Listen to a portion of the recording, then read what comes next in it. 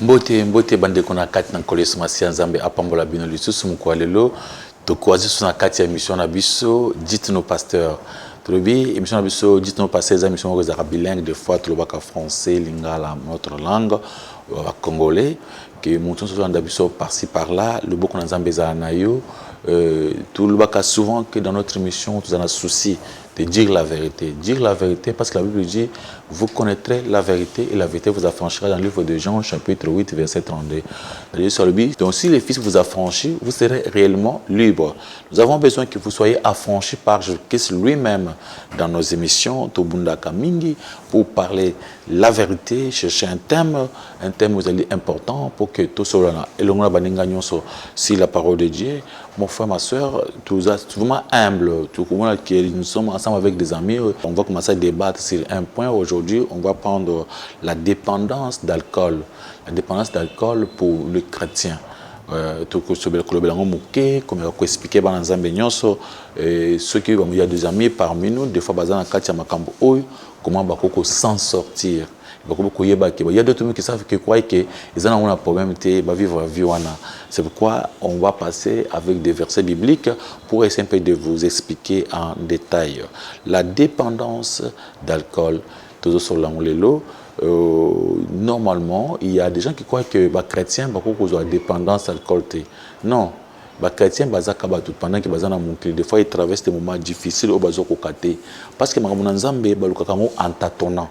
Surtout dans il Actes chapitre 17, verset 22 à 34, apôtre Paul a lobby, Nzambe azali pembe na biso, mais tolukakaye en tâtonnant, toujours tâtonner. Ok, gauche, droite, Nzambe azawa pinzamba azawa toujours kanzambe. Donc c'est-à-dire des fois batobaye bakanzambe malamute, pourtant que Nzambe azana biso. C'est pourquoi il faut aller les chercher dans la profondeur pour na koyebaye. Ce qu'on y bien Nzambe malamu eza malamu, ce qu'on y bien malamute eza mabe. Et c'est pourquoi il y avait une fois que Jésus-Christ causait avec la femme samaritaine à Yébissi Albi, vous adorez un Dieu que vous ne connaissez pas. Il faut bien connaître votre Dieu, votre Seigneur. Si vous ne le connaissez pas, vous en avez moko yamabe, vous connaissez que vous avez moi nzambe.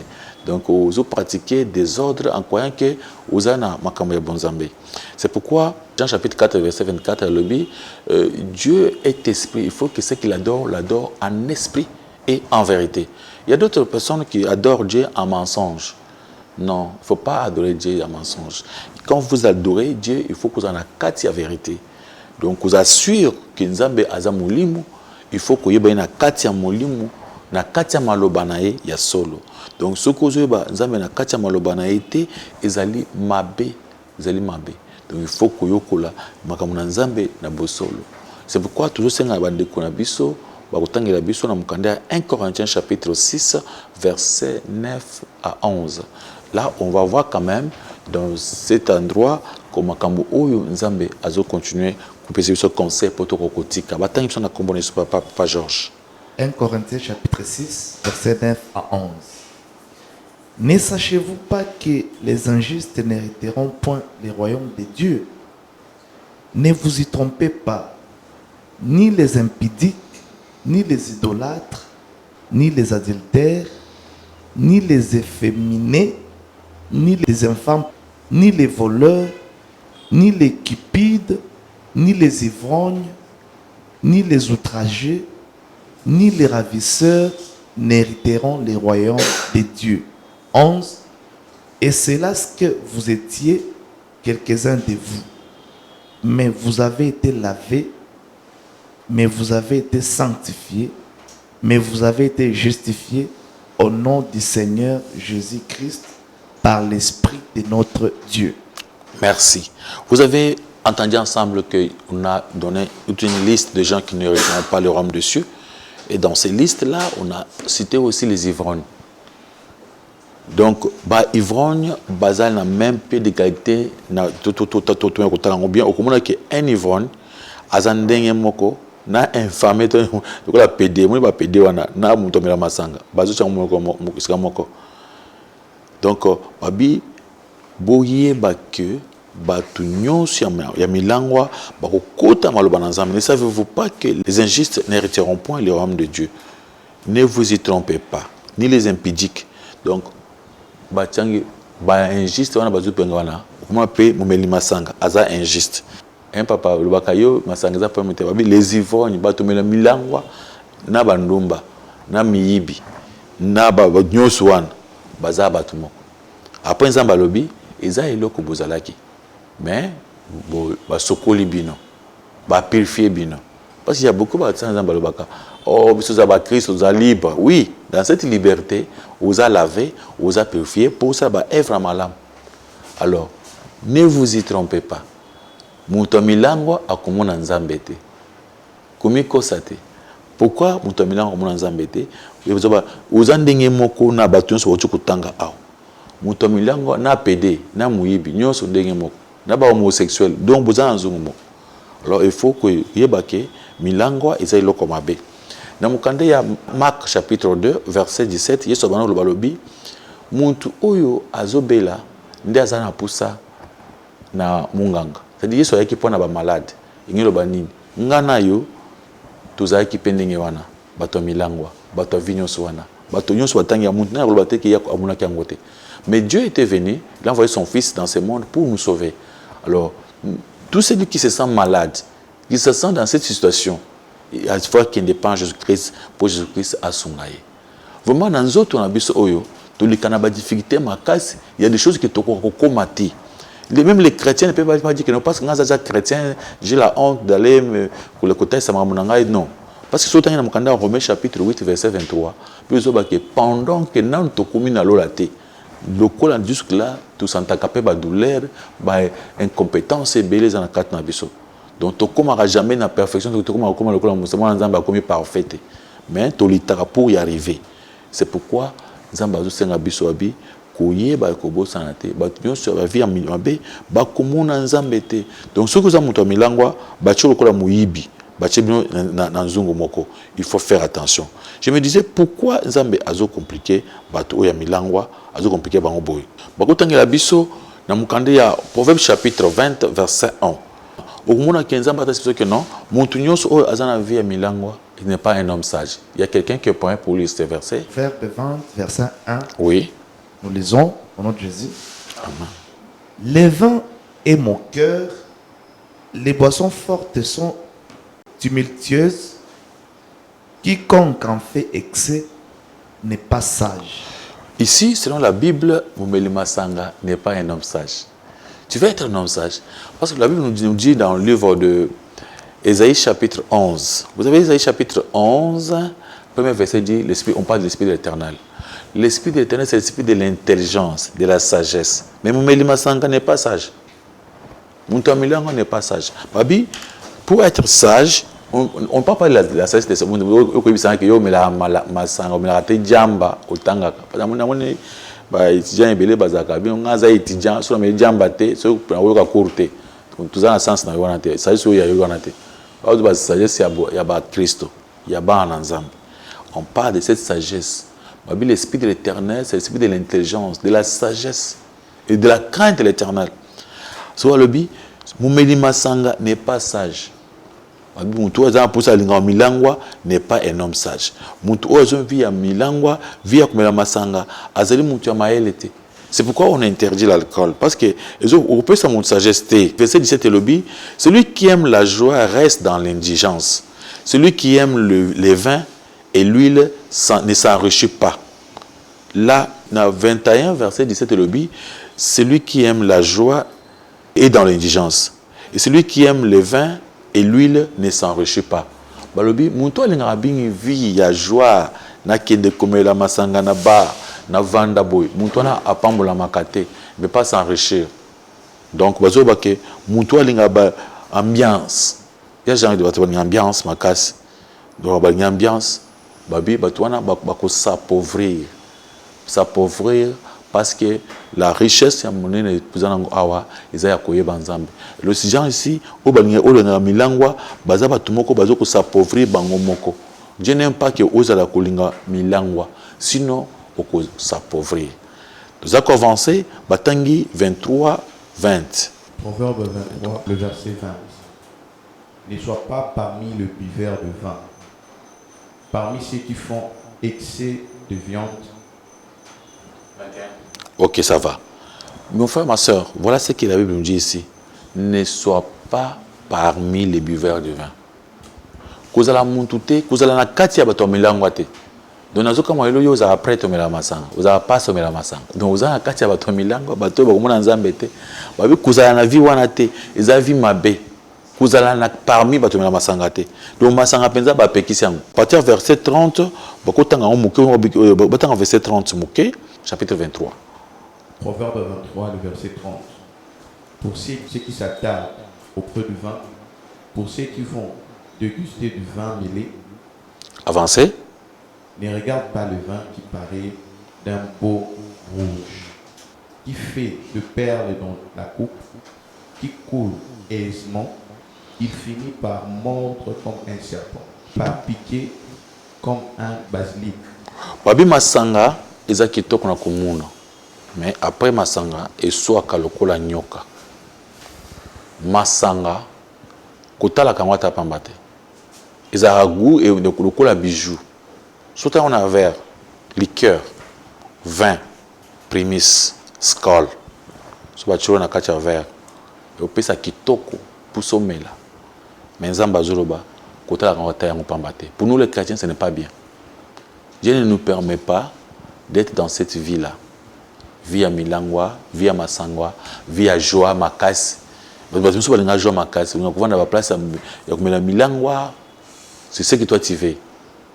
Tout ça, on dit que non. On est sick, puis ça va te diabète. Non, parce que ça y est évité. Même quand tu as Masanga, ils ont un diabète. Le diabète, tu as aussi pas ton secret. Il y a un moment où tu as Masanga, diabète. C'est ça le problème. Abi Masanga, ils ont comme la montée. Nzamba zoboya tuza bato milangwa. Milangwa soko za muto milangwa o nzamba komona ke okobunga. Soko zoba ke muntu zomela masanga azonga kasima. Azonga kasima akenda ka musika te. C'est pourquoi bazoba na biso na mukanda Ephésiens chapitre 5 verset 18 à 21 balobi ne vous enivrez pas du vin. C'est de la débauche. Mais soyez remplis de l'esprit de Dieu. Ne vous enivrez pas du vin. Tika milangwa. Milangwa ezali mabe. Milangwa ezali mabe. Donc, c'est difficile pour la rotique. Yesu alobi dans Mukanda Matthieu chapitre 11 verset 28 jusqu'à 30. Boya ipananga. Bino batu bokoki koteka milangwa te. Je vais vous aider. Ce qui est Jésus-Christ a coupé sur ma coquille. Il a koteka milangwa. Tika milangwa. Tika milangwa Yesu azana poussa na yo. Tika milangwa. Via milangwa e kokomisa mubola ko bongate. Maele na yo kozala maele ko kate. Ubanda kozonga sema oza muntu sage te abe muntu linga vi wana aza muntu amaele te sa bible dit ce n'est pas moi tika via milangwa ce qui est dans Apocalypse chapitre 3 verset 20 lobi Yesu azobe ta porte soko lingi Yesu akota na motema na yo olangwa Yesu olangwa molimo santo okoma muntu oyo ozo na souci ozo na plaisir olungwa na dépendance ya masanga tika milangwa yaka Yesu akosunga yo Yesu akosunga yo. Mon frère, ma sœur, vous comprendre, vous cater. Mais ne vous y trompez pas. Ce que l'homme aura semé, il la moissonnera. Tika milangwa, Nzambe akosunga yo.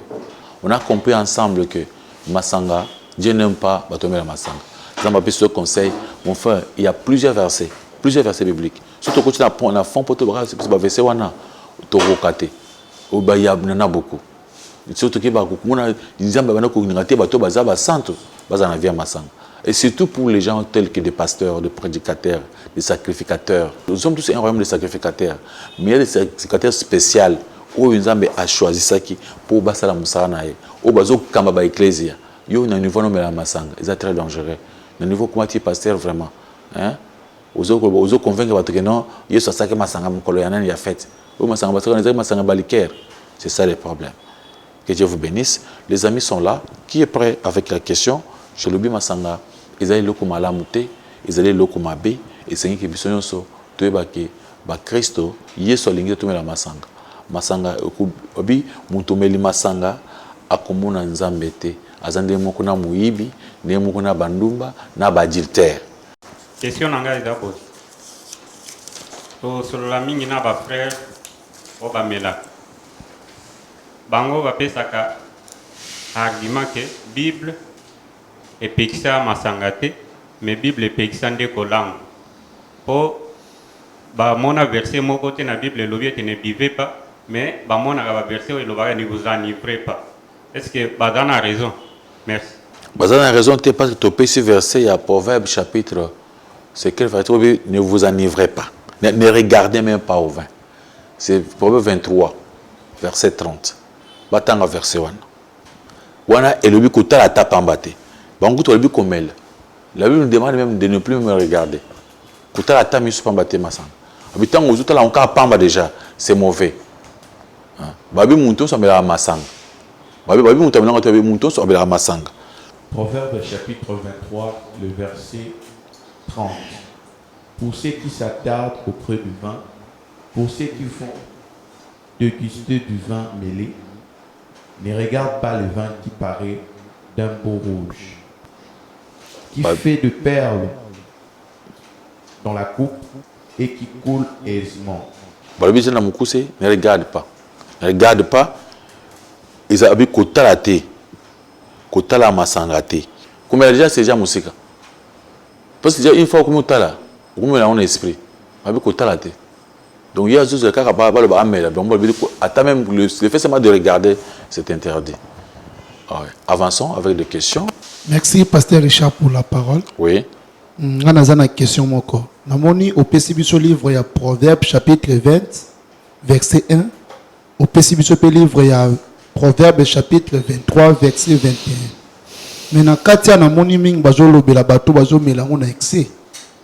Na ebité na bato ba melala ba on excès ta melika ka moko. Yepé azo sa masumu na ebité. Mais autant que c'est comme ça tanga verset on attend bien. Bazo ba bato bazo mela avec excès ou bien bato mela masanga. Na plus tanga 23 verset 30. Yo moko tanga yango ba commune. Pour ceux qui s'attardent auprès du vin, pour ceux qui vont déguster du vin mêlé. Comment on peut comprendre cela? Au bien soit pousse en cas pemé ya masanga. Au soit s'attarda kara bazaka na pemé ya kozo masanga komela njaka pour ida makasi nyonso batunyo swan. Alors na verset 31 le béni. 31. Oui. Ne regarde pas le vin Oui. qui paraît d'un bon rouge, Oui. qui fait des perles dans la coupe et qui coule aisément. Balobi kota la te. Yango deuxième question na ngeza pona muto ayebi vérité. Mais ye amelaka te mo atekaka. Atika o bien continuer koteka. Ah vraiment merci mon frère pour la question na yo. Abi ce que muto o ayebi vérité. Amelaka te mais atekaka. Est-ce que au côté que le bande ko eloko bango? Donc ceux qui azeka na pharmacie il y a des médicaments oyo izali na 20 pour na sauver bato. Parce que bah qui ils ont mis alcool na kat nango qui sont izali parce que vous comprenez que Nzambe akela ki alcool pour na ezala ko aider biso na makambo ebele donc là ba produit moko de fois chimique dans beaucoup de ba usine ebele ba ça dans alcool mais ça les ebele mais ceux qui montent Nzambe apesi mais comme ya komela ndenge ya excès tant aux melango okomosela on ndenge ya nzoto epona kolangwa mais na ndenge pas exemple na kata muntu azobela ba komele kis na muntu ba Timothée amela mwanda asa moi mélange ya mai na alcool ezaki na un problème te mais ce que ceux qui oyeba ki Jacques bien que Nzamba apekisa alcool yo za chrétien Bible bien dans Mukanda Ephésiens chapitre 5 à partir du verset 18 le dit ne vous enivrez pas du vin et yo Moussa na Nzambe muntu sambela pas tout chrétien est un serviteur de Dieu parce que oteka ka masanga mala motika pour à ce moment-là yo côté batoni pour mo ko oteka masanga donc pendant muntu oyo azoteka yepé azo participer na makambo wana ezalo ko nemba zo bana Mukanda Romains chapitre 1 balobi Nzambe akopine kaka te bato basala ka makambo wana na bato baza ko soutenir bango pour basala yango bango so même problème là c'est comme ça avance avec les questions. Ok, merci beaucoup pasteur pour la parole. Ma préoccupation est à la suivante. Tout le monde a travailler dans une compagnie où ils allaient fabriquer alcool. Est-ce que c'est possible aux allaient malam bibliquement parlant bien sûr pour un chrétien à ça la compagnie où ils fabriquent masanga? Ça c'est la première question. Oui. Deuxième question, ils allaient dans Jean chapitre 2. Oui, ils allaient le premier miracle à Jésus-Christ oya bongola ki mai comme qui vin. Ce qui, je crois que même tout le monde aux ananda quoi, mais tout na question na. Ce qui Yesu ye moko a bongoli mai et comme vigno. Est-ce que vraiment ils allaient m'abe mouta mais là pendant que Yesu ye moko vraiment bongola ki mai vigno. Merci beaucoup. Pour la première question, Zambé a pour la première question, au lobby, est-ce qu'un chrétien a travaillé dans une compagnie et ça a kamasanga? Vraiment, ceux qui chrétiens à côté de la compagnie avant, un chrétien, on travaille dans la compagnie, on a travaillé. Mais ceux qui ont compagnie, on est en place, parce que la compagnie, il y a alcool, on peut à côté, on peut un secret, soit travailler dans le cadre de un problème. Mais ceux qui avant de bâtir la place il y a kulsa masanga makasi pendant que eux ça que les détruire bateau dans ce moment-là un bon chrétien a kosa nzambe alukile musala mususu parce que à côté kana musala wana tipo za musala moko ukoza la ukutaki ou travailler pour na passe mais il faut toujours faire tout pour changer. Je pense que yo peut-être aux awana aux aka muto milango côté milango te. C'est pourquoi ils habillent zaka ndemo na muto tekaka na muto zo sala vous aka ndemo mais nzambe oyo ayibi biso aibi ko sunga biso pona ko na place moko bien pamba te pour que yo moko osaka loko est-ce que vous pensez to bali yango yo moko osaka ngo ça le problème. Na deuxième question opposée au lobby que Jésus-Christ tango asaki miracle liboso asaki masanga bi 20 na banzi question que na ba même na ba est-ce que va teka ba 20 OK mona za bande mingi ya ba arabe côté ba pays d'arabe mingi ya même awa na Congo so côté na ba supermarché belé au commun na ba 20. On a combien? Ils ont 20 sans alcool. Ils ont 20 avec alcool. Et là, quand vous avez le liqueur forte, 20 avec alcool. Ils ont 20 mais là. Ils ont le même goût. Mais différence, c'est que où est langue isaka, où est langue isakate. Parce que même ngapé na mela 20. Il y a beaucoup de vin sans alcool. Qui n'a pas au côté na ba supermarché, ils ont bien na kisasa. Quand on va supermarché, on a 20, combien 20, 0, sans alcool. Donc, mais tant que vous mélango, même goût il y a 20. Donc, différence, mon causalité. Différence, c'est que mon toit mêlé alcool à colango. Oui, à mêlé à colango. C'est pourquoi baton qui dit ah, balba qui vient à Jésus-Christ, c'est qui tombe le à liboso. C'est-à-dire qu'il y a un goût, il y a 20 moko, il y a bien. Il y a les bossos, il y a les langues sabango, et il y a un désordre. Parce que 20 à Jésus-Christ, c'est ça qui vient moko, ou c'est ça qui vient à bien. On n'a pas dit que Jésus-Christ appelait ça un vin avec alcool. C'était seulement le vin naturel qui n'avait pas d'alcool. Même un raisin. Raisin, on a même un raisin, mon suizali, et comme alcool, tant que fermenté, tant moulaï, peu comme alcool. Mais tout ça, c'est un raisin, mais sur place, ils ont quitté la langue s'arrêter. Là, à temps, il y a combien de bouteilles ça le côté. Ok, peut-être la dernière question. Pasteur, tu remarques que Baminganga, Bazali, qu'on prescrit, qu'on recommander certains patients à Bango qui va consommer moi, masanga makasi par rapport à la maladie songolon pakala. Moussous va cause alta, moussous va opérer qui est, moussous va malade de diabète. Azali chrétien, mais docteur a ébissé à la moi vigno mouké pour na et sunga d'une manière ou d'une autre. Est-ce que na cadre wana ezali pe les soum? Non, toujours mon même na la Bible, c'était un médecin. A dû prescrire moi médicaments et pas à Timothée. Alors pour l'état de santé aux anango, il faut qu'on prenne un peu d'alcool mélangé avec de l'eau. Je crois que ceux qui médecins à prescrire mon malade naïe qui s'y a la façon pour habiter, après ça a été que ne me là et comment etc. À quoi non madame, tu peux prendre une cuillère d'alcool le matin et une demi-cuillère le soir. Vous voyez que tant même à mélange c'est comme si rien ça calcule mon médicament. Peut accueillir c'est quel genre d'alcool à couper ça. Et plupart des médecins on va appeler ça alcool sur alcool moko ils en ba pharmacie. Donc si va travailler en haut, bah peut savoir que oyo ils ont une dose telle.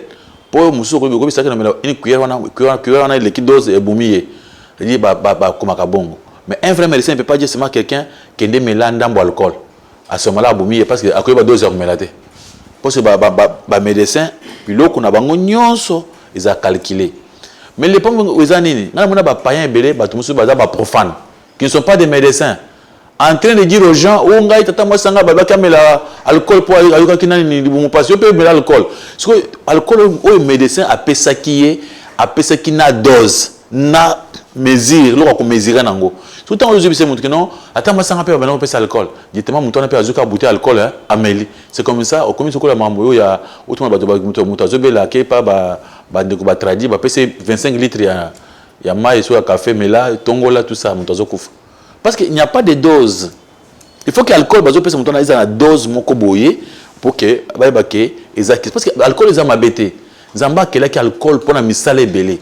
Même dans les drogues. Bilo que zamba qui a un point ni. Pour la mabélé le soir, mutazo bela dans l'hôpital, il faut battre baki si moko boye. Avec la douleur té, tant mutazo va douleur makas. Tout ça, Dieu avait déjà planifié dans mon. C'est pourquoi muntu oyo azolo akusa elango ayo kango penser pas vraiment nganga. Parce que ceux qui aiment médecin de classe, attendent à yebiso yango, ça va.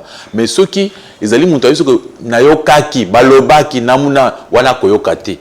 Oh, mouni ma, jozobela, oui, tata moi sanga, papa, tata bela, qui a un ça alcool. Là, il ne faut pas confirmer. Qui ne peut pas médecin, yemoko médecin à yebisa, parce que médecin, a pour sauver. Donc, ce qu'on a saisi sur le Cameroun, ningi wana, à ce moment tu peux comprendre. Alors, médecin peut accueillir bisa, on a 12 nini oyokomel. Parce que au moins, un médecin à l'obaki, comme on vend des hommes l'alcool pamba, si on va tous nos médecins à Ipsakio, Ote, Zaki, Lik, Nabisomoko, tant qu'on va Ipsaki pas médecin, il n'y a pas Ibisingai. Mais médecin peut pas bon côté. Il y a comme le Kissi, il y a comme la Tukishiwana. Ça les dangers. Merci beaucoup, pasteur, pour la parole. La question dans Deutéronome chapitre 14. Vas-y aussi au théâtre déjà à propos de Makambo Dim. Il y a un verset où ils ont compliqué mon question qui éclaircir biso, le verset 26. Deutéronome 14, verset 26. Oui. La Bible dit, là, tu achèteras avec l'argent tout ce que tu désireras de bœufs, de brebis, du vin et des liqueurs fortes. Tout ce qui te fera plaisir, tu mangeras devant l'Éternel ton Dieu et tu te réjouiras, toi et ta famille. Tout le monde na phrase où ezoloba du vin et des liqueurs fortes. Des liqueurs fortes. Nous avons un éclaircissement. Si c'est quel genre de recommandations. Ok. C'est ce qu'on disait aux enfants de Dieu que l'Ancien Testament, on ne peut pas les comprendre si on n'a pas la lumière du Nouveau Testament. Et ce qu'on dit bien, au moins dans Colossiens chapitre 2, on peut lire ce verset à partir du verset 16. Colossiens chapitre 2, le verset 16. Que personne donc ne vous juge au sujet du manger ou du boire, au sujet d'une fête, d'une nouvelle ligne ou des sabbats. 17. Oui. C'était l'ombre de choses à venir, mais le corps est en Christ. Point. Vous avez entendu ensemble avec nous que dans le livre de Colossiens chapitre 2, à partir du verset 16 à 17, on nous a dit que qu'on ne juge pas dans la loi dans l'Ancien Testament. Même si la loi de la dîme, la dîme, c'est donné aux yeux moko. Aux dîmes, même les hommes de Dieu ne pêchent pas ces versets. Tu sais pourquoi? Même tout le monde qui a suivi. Vous avez entendu votre passé à pêcher verset, oui. Jamais. Pourquoi ils pêchent à Kangote? Parce qu'ils ne peuvent pas comprendre ces versets. Ces versets-là, ils ont dit que Muntu ali a dîme yemoko. Banzamba le bidjo aux dîme na yo, ole yango, na bato ndako, aux amona ndako. Bolie bo fêter. Binzamba biso ki ngai mona hôtel sur place on oli lango. So moni ke place on za musika, o teki biloko nyonso zaki nangwana. Tu prends l'argent. Si masanga makasi ba 20, o sumi ba biloko so ngolamba, o ke kuna na place na rotinda yo, bolie bo sepeli. Alors les hommes de Dieu que ceux qui dîment, il faut pas payer ça. Moi le bakeno dîme wana que ne peut coller yango ezate. C'est pourquoi il y avait la dîme, il y a kolo dîme aliango. Il y avait dîme, il y a coupé sa babola. Il y avait dîme, il y a orphelin, tout ça. Et les dîmes aussi qu'on pouvait se donner na balevi. Mais tu vois que c'est compliqué. C'est pourquoi balobi na makambo oyo si la loi, c'était l'image des choses à venir. Donc tout ce qu'on dit c'est le col sur les arts image. Donc on n'a pas conseillé quelqu'un à que masanga langwate. Ils ont un cadre image. Parce que ce qui il y a l'alcool dans la Bible, le vin dans la Bible, on veut parler du Saint-Esprit. Dans le verset, Psaume 104, verset 15. Psaume 104, verset 15, nous lisons au nom de Jésus-Christ. Le vin qui réjouit le cœur de l'homme et fait plus que l'huile resplendir son visage, et le pain qui soutient le cœur de l'homme. Toyoki biloko wana. Oyoki ndenge psalmiste azoloba. Alobi le vin qui réjouit le cœur de l'homme. Masanga. Vous comprendre, hein? Liqueur. Nezo se pesa moté manene ya yamoto. C'est quel masanga? Là. Et elle fait plus que l'huile répandit son visage. Mafuta, de mutu saka elonge koma esengo esengo. Quel mafuta? Oui, comme c'est l'elonge esengo. Oui, d'olive. Je ne connais pas. Et le pain qui soutient le cœur de l'homme.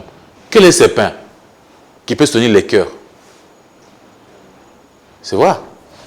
Yes, je suis quoi? Le pain de vie. Le pain qui donne la vie, c'est quoi? Mais Jésus-Christ a dit que l'homme ne vit pas seulement du pain, mais de toutes paroles qui sont de ma bouche. Le pain ici qu'on parle, ce n'est pas le pain à foufou. On parle du pain qui est Jésus-Christ. C'est lui qui soutient le quoi? Le cœur. Donc notre cœur est soutenu par la parole de Dieu. Toute chose est soutenue par qui? Sa parole. Et quand on parle du vin qui réjouit, c'est le Saint-Esprit. Ne vous enlevez pas du vin, mais soyez remplis de quoi? Du Saint-Esprit. C'est le Saint-Esprit qu'on parle ici. C'est quelqu'un qui avait sa dîme, devait aller se réjouir avec l'Esprit de Dieu, le Saint-Esprit. C'est pourquoi on dit acheter la liqueur forte, tout ça. C'est pour qu'il puisse être ivre. Ivre de quoi? De l'Esprit de Dieu. Alors ici, on parle de l'huile. Quand on parle de l'huile qui fait brûler, c'est quoi? C'est l'Esprit de Dieu. On parle seulement du Saint-Esprit, on parle seulement de Jésus-Christ. C'est ce que notre bien-aimé a lu dans le livre des Colossiens. Toutes ces choses-là viennent seulement de Jésus-Christ. Alors on voit bien que le pain, le vin, l'huile, c'est qui? Jésus. On voit seulement le Saint-Esprit. On voit seulement Jésus dans toutes ces choses. Les seules choses qui peuvent faire jouir quelqu'un, donner la vie, fortifier quelqu'un, c'est que la parole de Dieu qui est là, qui est le pain. Il y a le Saint-Esprit qui est le vin. Et le Saint-Esprit même qui est quoi? L'huile. Là, il faut qu'on pense ces choses comme ça. Alors, pour les gens qu'on demande pour aller manger leur dîme là, pour se réjouir, on se réjouit en Christ. On se réjouit avec l'Esprit de Dieu. Quand on n'a pas l'Esprit de Dieu, il n'y a pas de joie. Pour avoir l'Esprit de Dieu, il faut quand même avoir quoi? C'est ce que l'apôtre nous a conseillé dans Éphésiens chapitre 5 en disant ne vous enivrez pas du vin, mais soyez remplis de l'Esprit de Dieu. Dieu ne peut pas se contredire en disant ici de l'autre côté, il a dit les ivrognes ne verront pas le royaume des cieux. En même temps, on vous demande d'être devenu ivrogne. Non. Ok, Papa Georges. Ok, merci beaucoup encore une fois pour la parole. Oui. J'ai des questions. La première question que j'aimerais poser, c'est de savoir ceux qui pensent que Masanga Bato Melaka secret, moi je n'aime pas trop prendre du secret parce que nazo qui m'interbête. Est-ce que vous êtes d'avis que ceux qui Bato Melaka secret, vous allez prendre qui m'interbête? Deuxième question. Maintenant, en termes de remèdes, parce que c'est vrai, et quand on attend Aza victime, Aza esclave, Yamasan. Et puis, Aza la fort, na nenge na yepona esila. Maintenant, quel est le remède que vous, en tant que pasteur, serviteur de Dieu, vous pouvez lui proposer pour na atika yango? Parce que comme à Kaloko la Singana Kingo, pour les six, ça c'est pas facile. Qu'est-ce qui peut être les remèdes pour atika masangata pour vous, pasteur? Merci. Ok, merci beaucoup, Papa Georges. Oui, il y a des gens qui donnent des prétextes sans vérifier. Vous voyez, la Bible nous dit dans le livre de Jean, chapitre 8, verset 32, nous dit ceci. Vous connaissez la vérité vous affranchira. Si le Fils vous a franchi, c'est-à-dire si Jésus vous a franchi, vous serez réellement libre. Donc, quand on ne connaît pas la vérité, on est esclave de quoi? De ses mensonges. chapitre 8 de Jean, verset 44, on dit que Satan est le père des mensonges. Donc Satan, lui, il est là seulement pour mentir aux gens. Normalement, les gens ici qui disent que les secrets dont le diabète, le vin et l'autre chose ne donnent pas le diabète, ils sont menteurs, ils ne comprennent pas. C'est pourquoi la Bible dit, ne vous y trompez pas.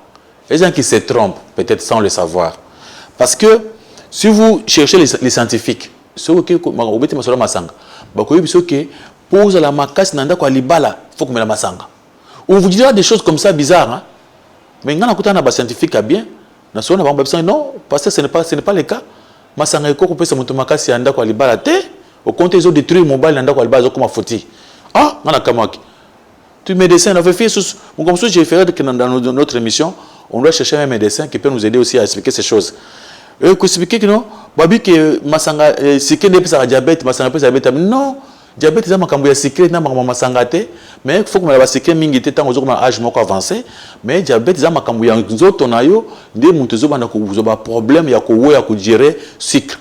Mais écoute le docteur le bina biso le bi, même mutu amela bière masanga, azora pe ba sucre. Masanga pe sucre ça na kati ya masanga kuto elikina oza na kati ya nani. Nous avons la confusion de quand on parle de sucre, de sucre quand quelque chose est sucré, on croit que c'est sucre mo yangwana. Mais le sucre o ba minga balobaka et que c'est na otolobaka. C'est pourquoi par notre ignorance, tous autres ah, ou les bitabeza sucre, et qu'on peut savoir diabète. Non, ce n'est pas ça. Moi je vais mon que madé super dans le sucre. Ah, dans les madés là il n'y a pas de sucre. Comment il le dit qu'il y a des sucre dans madés? Ah même l'osso, oh, l'osso, tout le monde a tout le sucre. Oui, le qu'on a pesé un sucre. C'est-à-dire ils ont ignorance des salakabiso. Tout ce qu'on a dit que non, mon tomeli sucre, il y a diabète. Donc tous les ça. Masanga pe ils rappellent un sucre. Maramba sucre ils ont un autre na biso na ba benga comme bilo ba benga ba produit ba insuline ils ont un autre na biso ils ont gérer sur qualité. Donc qu'est-ce qu'on a pour meilleur remède? Matthieu chapitre 11. Chapitre 11 verset 28 à 30. Yesu alobi boya epana ngai. Bino batu boko kité. Na pese bino makasi. Mutu mo côté na makasi na ye akobima. Na kati ya makamwana. Kutu avant que muntu akende pa na Yesu, il faut na muntu anjima. Na ndenge ndiko ndenge nzola mukande ya Marc chapitre 2 verset 17 lobi bato maladi nde bakende pa munganga. Donc ce muntu a senti que anjima no ke azana to ya biloko asalaka. Aboni ke milango eza mabe nde akende pa na Jésus Christ. Mais ce muntu moko azonji maté, il n'y a pas moyen que Yesu abikisa ye. Zamba ngina muntu a se rendre compte que makambo ya milango eza malamu te, ce quoi que n'est pas Jésus Christ pour Jésus Christ a sauvé. Alors ce qu'on sentir malade vous sentez que vous avez une incapacité, à ce moment-là, Jésus-Christ peut t'aider. Il y a ce que vous dans Matthieu 11, 28 à 30, venez à moi, vous dites que tu es fatigué et chargé, nous allons couper sur nos repos. Jésus-Christ, il est capable de nous donner ces repos-là. Même si vous avez dans 1 Corinthiens chapitre 6, verset 9 à 11, c'est que tout le monde est impédique, on comprendre ensemble avec moi que même ces gens ici, Babiki na Jésus-Christ, vous avez qui bongo, tous les chrétiens avant les chrétiens bazaki bongo menzambe asunga bango apesa makoki ya kolonga Jésus a dit ta porte ya mutu wana où elle a changé. Apocalypse chapitre 3 verset 20 Robi n'avait ta porte na yo ceux qui ont accepté de recevoir Jésus-Christ de garder marcher avec lui à ce moment-là Jésus-Christ va vous aider à aller très loin. Le mal c'est de ne pas se tromper yozobela ozobite kozobela. Merci beaucoup pasteur. J'ai au moins 3 questions. Pasteur, quand est-ce que l'alcool devient un péché? Et quand est-ce que l'alcool n'est pas un péché? Deuxième question, est-ce qu'un pasteur peut délivrer un ivrogne de l'esprit de l'ivrognerie? Et puis ma dernière question, la Bible dit que personne ne rougit du sujet du boire et du manger. Et puis dans Romains, la Bible dit aussi, le royaume des cieux, ce n'est pas le manger de boire. Si vous pouvez nous expliquer. Merci beaucoup. Quand l'alcool est péché, l'alcool est péché tant que mon azo melango a comme melango comme le cola a comme dépendre de l'alcool. La dépendance d'alcool. Donc mutuana alcool est comme elo kunaye amelaka mikolo nyonso. Donc chaque jour hier sur la alcool te aza à l'est ba bengi un ivrogne mutu ya milangwa melimasanga. À ce moment-là, alcool est comme un péché et pas naïe. Quand est-ce que l'alcool n'est pas péché? L'alcool n'est pas péché tant que vous avez recommandé par un médecin. Pour en cas de santé, on a appelé dose moko boye à calculer, appelé sur pendant le cadre de la maladie. Le col est le médicament. Dans le cadre de la santé. mais ils ont selon mesure au moins à pesio. Mais ceux qui déjà alcool et commis volontairement et commis excès habit et commis déjà péché parce que c'est Dieu qui avait créé l'alcool ils ont mis ça les ça la kanamokili. Un pasteur peut délivrer quelqu'un vraiment. Les pasteurs peuvent délivrer d'autres péchés pour pécher monto andimi. On ne peut pas délivrer quelqu'un par la force. Et là, quand il pour la délivrance, c'est la vérité. Et ce bâtiment, c'est une vérité, on a dit que volonté à délivrer. À oui, à kotika ou bien à continuer. Parce que moi, je suis sur le bac, on a kotika masangate, on a kotika masangate, mon collègue au hôpital, moi, on a besoin d'un grave, on a besoin d'un yo, ah, si on met l'école, on a au kufa, atiki. C'est quoi faut ça n'est pas? Faut ça les bosser, on a kokaté, c'est quoi atiki et tu vois? On va te dire que c'est bon atiki. Je connais un monsieur, il a une cigarette à verser batté. Il y a un hôpital, il y a un danger, tu ne vas pas sur une cigarette. 2, 3, 4, c'est fini, moi, ils attendent. Donc, ce que tu peux prendre. Atika cigarette, bon, atika magasin. Ce sont des menteurs, je sais quoi. Mon tuyé, mon coup, mon toco, tika masanga. Passer à sur le bon côté, n'a bien un milango. Non, ça c'est. Les milangos, ce sont les œuvres de la chair. Est-ce que quand tu as les œuvres de la chair, on monte? Pour ça. Pour ça, il y a un autre. Pour ça, comme il donc, parce que quand il pose ça, on a prière. Donc, voilà, parce que ça rabat. On nous dit ici que Moutoko Sambi Sabisoté Mamboya Koulia Komela. Ça, c'est vrai. Dans ce qui concerne à manger, à boire, personne ne peut nous juger. Et, pour bien comprendre ce verset, aucun a Hébreux chapitre 7. À partir du verset 11-12, on voit bien que les sacerdoces étant changés, il y a nécessairement un changement des lois. On n'est pas sous la loi de Moïse, mais de toutes les façons, on est sous la loi de la grâce. Donc, par la grâce, toujours combattre tout ce que Dieu nous a créés pour nous combattre. Mais sauf que dans la grâce, c'est Dieu qui nous donne cette capacité. La capacité à surmonter. Quand on dit personne ne vous juge à de manger et de boire, mais en même temps, les mêmes auteurs, c'est apôtre Paul qui est au Colossiens. C'est les mêmes auteurs, Moutakomi Éphésiens. Ne vous enivrez pas du vin. Ne prenez pas le vin. En même temps, ceux qui dans ce nouveau testament, naissance de Jean-Baptiste, maman a mis la masangate. Après, ça n'a masangate parce qu'il y a un centre. Donc, on comprend que tous les sacrificateurs, se posent la masangate. Alors, on voit que, comme la masangate, dans le Nouveau Testament. C'est comme Jésus-Christ dans Matthieu chapitre 5. Vous avez entendu dire que au salaboye, mais moi je vous dis, qu'est-ce qu'il fait là-bas? Il change, non? Il y a le bi, loi écoutez à Kolongwate, à Tamouké Kolongwate. Tant que à Tamouké Kolongwate, ce qui est dans Matthieu 5, verset 43, a répété le mot à l'obi, Bayebi Sabino, Okolingande Konayo, Okoboya Munguna. C'était une loi, non? Loi et Ancien Testament. Mais moi je vous dis, c'est-à-dire à changeant. Okolinga Munguna na yo,